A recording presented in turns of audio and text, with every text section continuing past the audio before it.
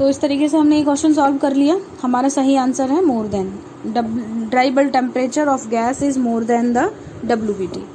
Next question की तरफ बढ़ते हैं। नेक्स्ट क्वेश्चन फिर से इसी से रिलेटेड है। यहाँ दिया जा रहा है कि dew point of a saturated gas phase equals the, किसी सैचुरेटेड गैस फेज का जो ड्यू पॉइंट है, सैचुरेटेड गैस फेज, यहाँ समझना पड़ेगा आपको, सैचुरेटेड गैस फेज का जो तापमान होगा तो उसका जो ड्यू पॉइंट होगा वो किसके बराबर होगा?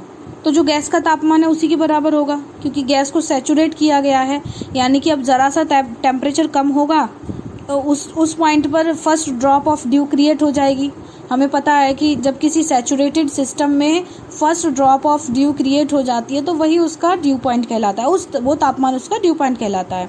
सो दैट्स वाई यहाँ पर जो करेक्ट आंसर हमें समझ में आ रहा है, क्वेश्चन ये था कि the due point of a saturated gas phase equals the room temperature, तो नहीं हो सकता।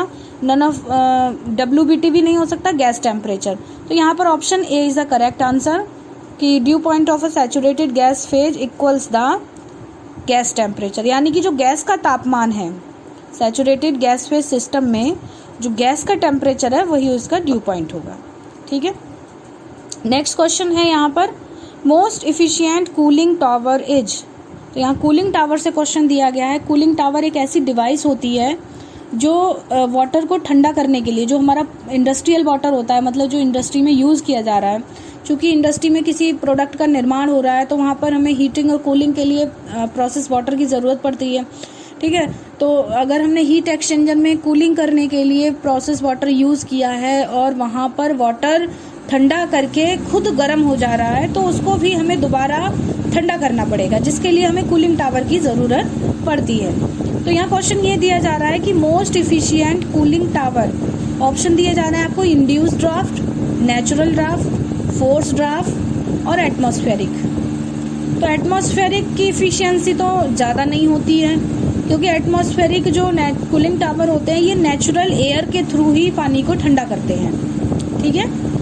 इस तरीके से एक मतलब ऊंची टावर बनाया जाता है कूलिंग टावर में, और इसके टॉप से वाटर को, जो इंडस्ट्री से वाटर आ रहा है, यानी कि जो केमिकल प्लांट से वाटर आ रहा है, गर्म पानी है, हॉट वाटर है, ठीक है, इसको इसके टॉप से नीचे गिराया जाता है फव्वारे के थ्रू, बौछार के थ्रू। तो जो एटमॉस्फेरिक एयर होती है वो इस पानी को ठंडा करती है, तो इसकी इफिशियंसी ज़्यादा नहीं होती है।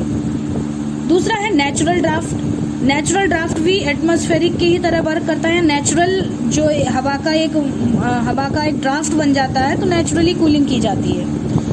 फोर्स ड्राफ्ट में यहाँ पर आपको जो कूलिंग टावर होते हैं फोर्स ड्राफ्ट में और इंड्यूस ड्राफ्ट में आर्टिफिशियल एयर जनरेट करवाकर इसकी कूलिंग करवाई जाती है।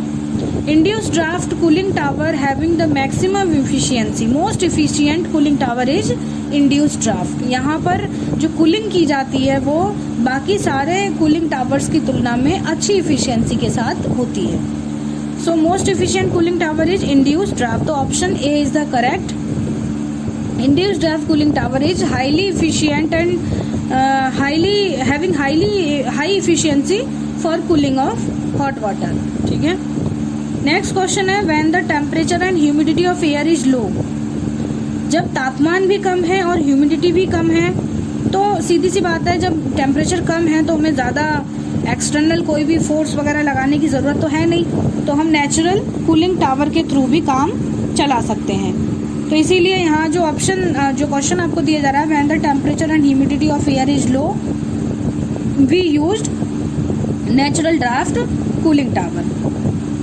तो इसका ऑप्शन जो है वो नेचुरल ड्राफ्ट करेक्ट है। और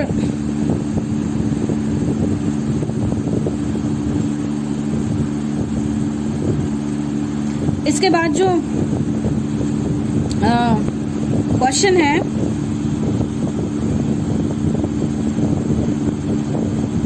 नेक्स्ट क्वेश्चन है मॉलिक्यूलर डिस्टिलेशन।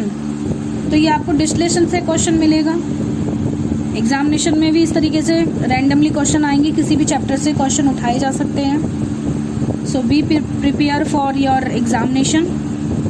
ठीक है। तो molecular distillation is high temperature distillation for heat sensitive material, very low pressure distillation, both B and C. मॉलिक्यूलर डिस्टिलेशन एक विशेष प्रकार का स्पेशल डिस्टिलेशन होता है। ये हाई टेम्परेचर डिस्टिलेशन के लिए यूज़ ना होकर बहुत लो प्रेशर डिस्टिलेशन के तौर पर यूज़ किया जाता है। हमें पता है कि डिस्टिलेशन हम क्यों यूज़ कर रहे हैं। डिस्टिलेशन बॉइलिंग पॉइंट के आधार पर केमिकल्स को या फिर कंपोनेंट्स को आपस में सेपरेट करवाने की एक प्रक्रिया होती है। ठीक है, हम बॉइलिंग पॉइंट के आधार पर मिले हुए दो कंपोनेंट को सेपरेट करवाते हैं। यहाँ ये आवश्यक रूप से हमें समझना पड़ेगा कि जो दोनों कंपोनेंट हैं इनके बॉइलिंग पॉइंट में डिफरेंस होना चाहिए। लेकिन अब ये एक स्पेशल केस है। हो सकता है कि जो केमिकल हमें दिए जा रहे हैं कंपोनेंट के रूप में, इनको जब हम इनके बॉइलिंग पॉइंट तक लेकर आए तो ये डिकम्पोज हो जाते होंगे। दैट मीन कि ये हीट सेंसिटिव मटेरियल होते हैं। तो इसका मतलब बी ऑप्शन भी हमें यहाँ पर ठीक लग रहा है कि बी ऑप्शन भी ठीक हो सकता है। लेकिन अब हीट सेंसिटिव मटेरियल हैं तो क्या करें। तो हमें पता है कि boiling point is a function of pressure. Boiling point is a function of pressure कि यदि प्रेशर बढ़ाएंगे तो बॉइलिंग पॉइंट बढ़ जाएगा और प्रेशर घटाएंगे तो बॉइलिंग पॉइंट घट जाएगा।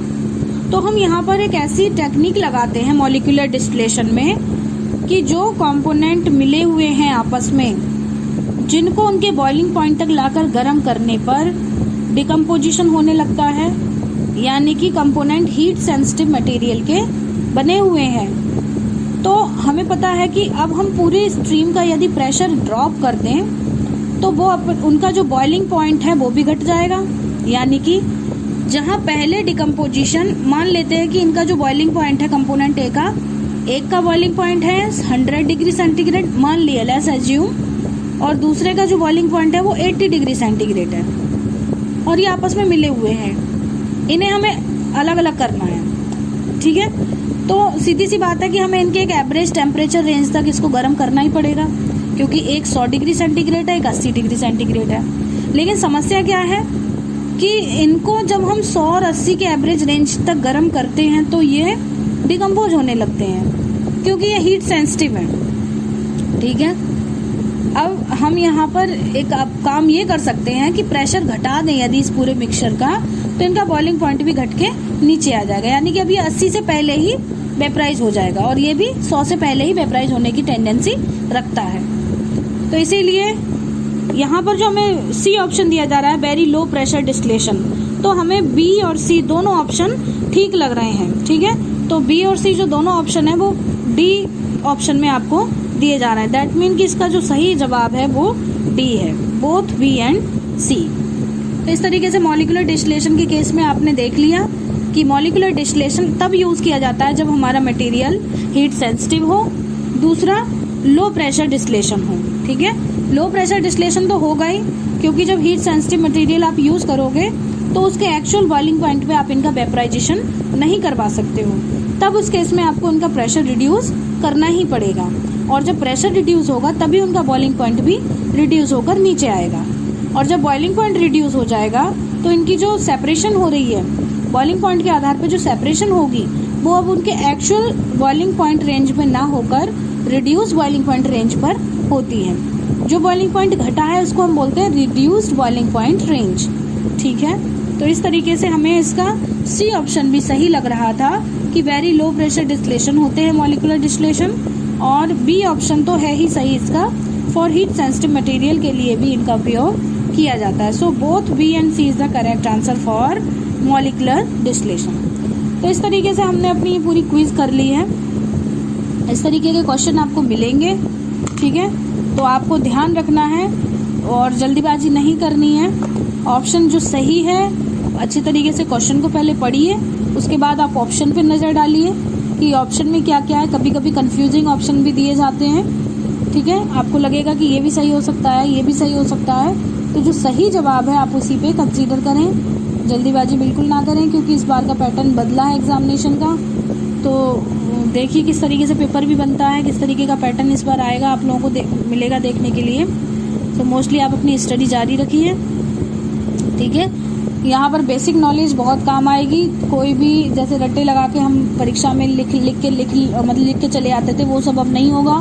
पॉइंट टू पॉइंट आपको पढ़ना पड़ेगा, ठीक है। ज़्यादा थ्योरी के चक्कर में ना पड़ें, जो बेसिक है, जो उसका मूल है, वही आप समझें।